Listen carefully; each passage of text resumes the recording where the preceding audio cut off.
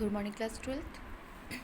Today we will discuss the question number 19 of your book of chapter 7, Dissolution of a Firm. बताया realisation account बनाते हैं. Realisation account में सबसे पहले हम क्या करते हैं, जो बैलेंस शीट्स में और बैलेंस शीट के अंदर एसेट लायबिलिटीज होती है उसको एज इट इज़ हम रिलेशन अकाउंट में उतार देते हैं. तो लायबिलिटी साइड में क्रेडिटर्स है, क्रेडिटर्स डाल दिया हमने 80,000. मिसेस प्रदीप लोन, एक चीज़ ध्यान रखना, पार्टनर्स का लोन को छोड़कर सारे लोन्स हमारे रिलेशन अकाउंट में आते हैं, पार्टनर्स के लोन नहीं आते हैं. तो प्रदीप पार्टनर है, मिसेस उसकी पार्टनर नहीं है, तो वो आएगा by Mrs Pradeep's loan 80,000. Investment structure reserve भी आएगा आपका यहाँ पर ही, मगर वो रिलाइज़ नहीं होता तो बोला नहीं जाता. इन्वेस्टमेंट स्ट्रक्चर फंड 8,000, कैपिटल्स नहीं आएगी. Asset side building 1,20,000, investment 30,600. Debtors, अब डेटर्स में ध्यान रखना, जो डेटर्स का इनर कॉलम है वो आ जाएगा एसेट साइड में 200 डेटर्स 34,000, और जो इसका प्रोविज़न है वो लायबिलिटी साइड शो करेंगे, मतलब कि क्रेडिट साइड शो करेंगे by provision for doubtful debts 4,000 rupees. Bill receivable 3,400, bank नहीं आता, प्रॉफिट एंड लॉस नहीं आता, गुडविल आती है. इस चैप्टर में गुडविल को एज एसेट्स हम ट्रीट करते हैं. तो टू गुडविल, लेकिन गुडविल को रिलाइज तब तक नहीं करते जब तक उससे बोला ना जाए, मतलब सेल तब तक नहीं करते जब तक उससे बोला ना जाए. इतना हो गया. अब ए पार्ट देखो, Pradeep agree to pay off his wives loan. Pradeep ने अपनी वाइफ का लोन ले लिया.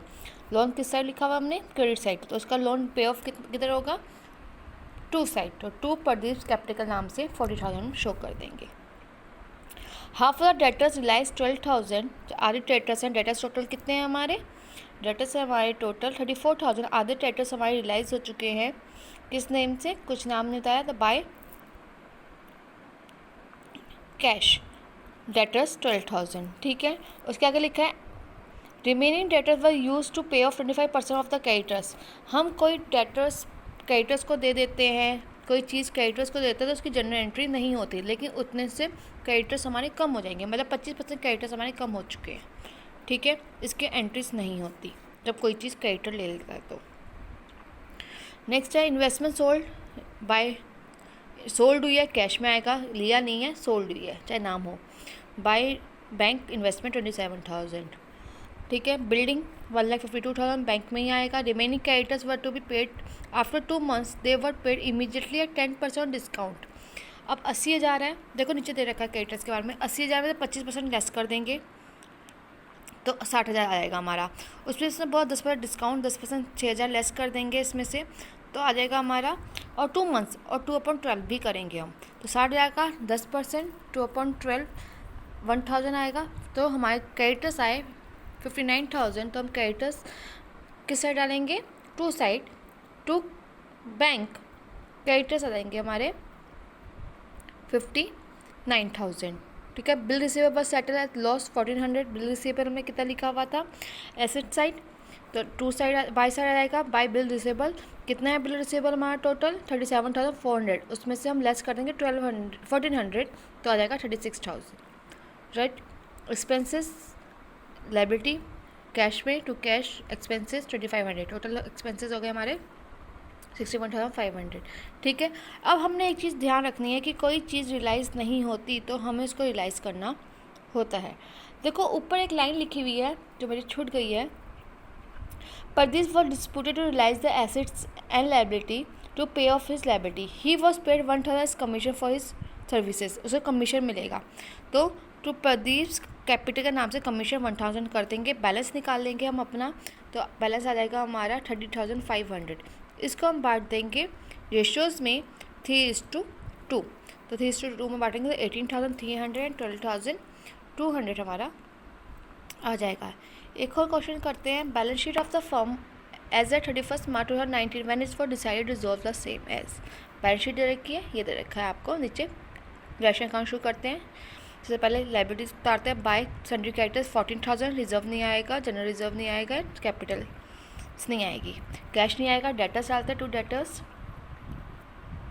5,540, स्टॉक 4,740 एंड मशीनरी 10,580. अब इसके नीचे लिखा है ₹19,500 were realised from all asset except cash at bank.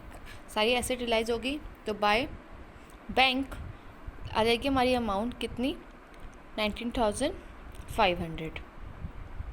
The cost of winding up cost मतलब एक्सपेंसेस हमारी कितना आ जाएगी to side to bank expenses 440। ठीक है, अब देखो मैंने आपको बताई थी एक बात कि हमें सारी लाइबिलिटीज़ जो होती है ना उसको पे ऑफ करना ही होता है। अब हम एक बार चेक करते हैं कि हमारी सारी लाइबिलिटीज़ चली गई है या नहीं चली गई। पहले लाइन में लिखा है सन्ड्री क्रेडिटर्स, जो किसी ने नहीं ली तो अपने आप लाइज कर दीजिए बैंक के नाम से, टू बैंक सन्ड्री क्रेडिटर्स 14,000। तो हमारा आंसर आ जाएगा, बैलेंस निकालेंगे तो लॉस 1800, इसे बांट देंगे। ठीक है, पार्टनर्स कैपिटल अकाउंट बनाते हैं इसका। पार्टनर्स कैपिटल अकाउंट हमारा हुआ, सबसे पहले हम डालते हैं balance brought down, by balance brought down 4,000 3,000। Balance sheet में रिजर्व दे रखा है, उसे बांट दिया 500 रुपये को, 333 एंड 167, राइट। और कुछ है नहीं इसमें, लॉस डाल दीजिए 1200 600 बैलेंस आ जाएगा। जो इसका बैलेंस आएगा ना वो बैलेंस कैरी डाउन के नाम से नहीं डालेंगे, हम बैंक अकाउंट से डालेंगे। टू बैंक 3,133 एंड 2,567 बैलेंसेस निकल गए। अब हम लाएंगे बैंक अकाउंट या कैश अकाउंट। कैश अकाउंट का सबसे पहले हम बैलेंस लिखते हैं, बैलेंस एसेट्स है टू बैलेंस ब्रॉट डाउन, जो बैलेंस शीट में दे रहेगा 640। अब ध्यान रखना जितनी भी कैश की आइटम्स है ना हम बैंक अकाउंट में डालेंगे अपोजिट। देखो अब क्वेश्चन के रिलेशन अकाउंट से शुरू करते हैं। रिलेशन अकाउंट में बैंक की दो आइटम्स थी 14,440, किस अकाउंट से आ रहा है, किधर आ रखा है, डेबिट, तो हम क्रेडिट में डालेंगे। By relation account 14,440।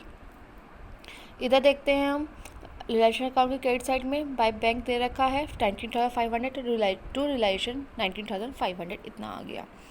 अब देखते हैं पार्टनर्स कैपिटल अकाउंट में बैंक की आइटम्स टू बैंक अकाउंट लिखा हुआ है, पार्टनर्स कैपिटल अकाउंट से आ रहा है तो by capital account X and Y 3,133 and 2,567। Total करेंगे तो ये इक्वल आएगा, बैलेंस हमेशा बैंक बैलेंस इसमें इक्वल आएगा। थैंक यू बेटा।